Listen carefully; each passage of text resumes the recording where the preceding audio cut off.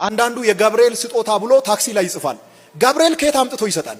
የሁሉ ምንጭና የሁሉ ባለቤት እግዚአብሔር ነው። ታዲያ ከየት አምጥቴ ነው የገብርኤል ስጦታ ብለ የምትጽፈው? እግዚአብሔር የላከውን መልእክት ወደ አንተ ይዞ የመጣውን መልአክ አግኝተ እባክህ ገብርኤልዬ በእግረ መንገዱ እችንም ወደ እግዚአብሔር አድርስልኝ ብትል ምን ይልሃል? ያንተ ነገር ወደ እግዚአብሔር የሚደርሰው በኢየሱስ በኩል ነው ብሎ መንገዱን ያሳያል። ጃንጥላ ሰጣለሁ በል፣ ትልቅ ሻማ አበራለሁ በል፣ አይሰማህም። እንትን ሰጣለሁ ሙስና እዛ ቀበሌ የለመድከውን ቀበሌ ላይ ጨርስ። የክፍለ ከተማ ስራ አስፈጻሚ መሰለ እንዴ? ዛንጥላ ሰጣለሁ። ዛንጥላ ለዝናብና ለፀሐይ ተጠቀም። መልአክ ደግሞ ዛንጥላ ይዛ ቀረባ። ገብርኤልን መላእክትን ማምለክ ጣዖት አምላኪነት ነው። የትኛው ጸሎት? ይሄ የጸለይከው ጸሎት ተሰምቶልሃል። ተርላና ደስታ ነው የሚወለደው አንተ ቤት።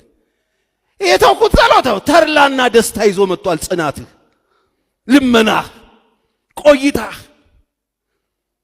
ፖለቲካው ሳይፈታ፣ ችግሩ ሳይፈታ፣ እርጅና ሳይፈታ በታማኝነት ትዳር ውስጥ በመቆየትህ ያ የጸለይከው ጸሎት የጠበቀኝ መጠበቅን አይቼዋለሁ። ጸሎትህ ተሰማ አለው ገብርኤል መጥቶ። ዋው! ይሄ እንዴት ይሆናል አለ ገብርኤል። እዚህ ጋር ነው ገብርኤል። እንግዲህ በቃ ገብርኤል ቀልድ ማያቅ መሆኑን የምታውቀው እዚህ ጋር ነው። አላዋዛለት። እኔ አለው በእግዚአብሔር ፊት ምቆም ገብርኤል ልኛል። በጊዜው የሚፈጸመውን የአምላኬን የምስራች ይዤልህ መጥቼ ስላላመንክ አለው እስከምትወልድበት ቀን ድረስ ዲዳ ትሆናለህ ብሎ ዚፕ ሲወራለት። አየ መልአክ ቀልድ አያውቁም፣ አያልፉም። ውልፍት ከተሉ ሸክ ነው የሚያደርጉ። ከመጡ እግዚአብሔር ይመስገን እዛው የያዝልን ጌታ። እውነት ነው ገብርኤል ቢመጣ እኮ ገብርኤል አይለቅህም እኮ። እንደ ቀልዳፍን ተርመሰ ተረክ ሾጥ ነው የሚያደርግ። የምሬን እኮ ነው የሚል። ያው ሲጀመር እግዚአብሔር ነው የሚልካቸው። ናስቲ ገብርኤል እያልን የምንልከው ገብርኤል የለንም እኛ። ምክንያቱም የእግዚአብሔር መላእክት ናቸው። እግዚአብሔር ነው የሚያዛቸው። የምን ድፍረት ነው? የምን ድፍረት ነው እንዴ? የምን ድፍረት ነው?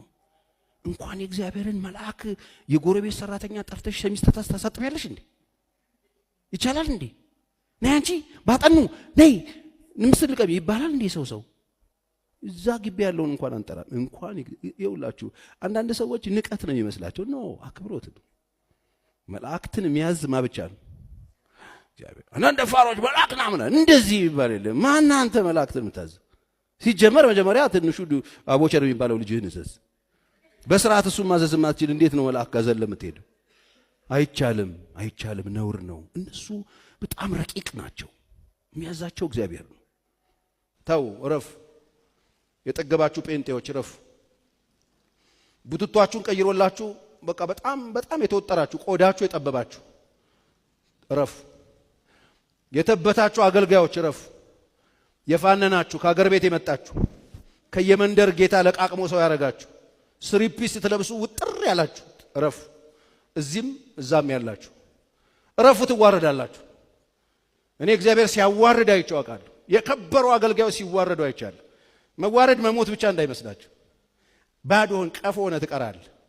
ሞገስ አልባ ትሆናለህ። እረፍ። ጌታ ሲያከብር ተከበር። ከየት እንደተነሳህ ወቅ። ማንም አይደለህም አንተ። ለጌታ የተነጠፈው የኔ ነው እያልክ ያለህ እረፍ። ለጌታ የተነጠፈው ለኔ ነው እያልክ ያለ ክብር እየጠራረክ ያለ አህያ እረፍ። የሰማይ ምክር ነው እረፉ። የሰራዊት አምላክ እግዚአብሔር ነው የሚናገረው እረፉ። እግዚአብሔር ሲያከብራችሁ ተከበሩ። ዝማሬው የጌታ ነው። እኔ አይቻለሁ አንድ ቡሽሪ የሚባል ያበደ ነብይ ቁጭ ብሎ እያመለኩ እግሩ እንደዚህ ያለጋ አምልኮ ሲቀበል አይቻለሁ። ቪዲዮ አሳይተው እንደዚህ ቁጭ ብሎ ሶፋ ላይ ያመልካሉ። እንዴ ዱቄት ነህ አንተ። እረፍ።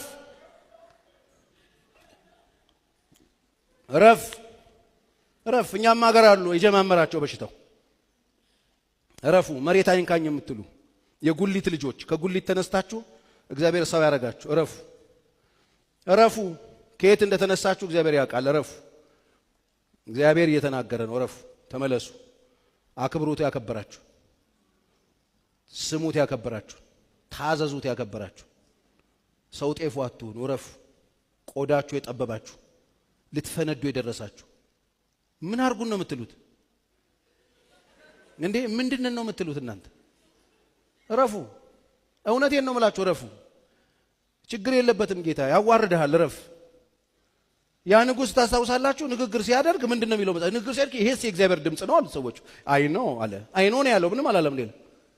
የእግዚአብሔር የእግዚአብሔር ድምጽ አይደለም ይሄ ምናምን ማለት ሲገባው ይሄ የእግዚአብሔር ድምጽ ነው አለ። ንግግሩ ሲያስገመግም ሰዎች ተገርመው ይሄ የእግዚአብሔር ድምጽ ነው ሲሉት አይ ኖ የስ ምናምን አለ። መጽሐፍ ቅዱስ በትል መታው ይላል።